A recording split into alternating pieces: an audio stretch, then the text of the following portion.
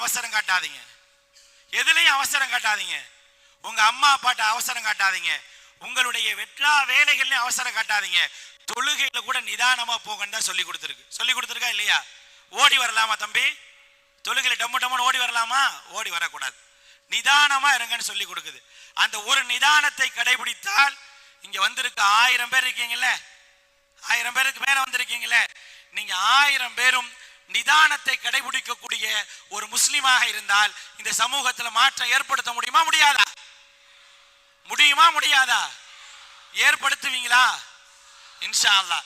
நீங்கள் ஏற்படுத்த வேண்டும் என்பதற்காகத்தான் ஜம்மியத் அஹ்லுல் குர்ஆன் வ ஹதீஸ் என்று சொல்லக்கூடிய இந்த ஜமாத் இந்த நிகழ்ச்சி ஏற்படுத்தி உங்களுக்காக மட்டுமே ஏற்படுத்தி இருக்கு. நீங்க அடுத்த கட்டத்துக்கு போறீங்க, ஒரு சமூகத்துடைய அடுத்த கட்டத்துக்கு போறீங்க. போகக்கூடிய நேரத்தில் உங்களுக்கு நல்ல ஒரு வாழ்வியல் கிடைக்க வேண்டும்.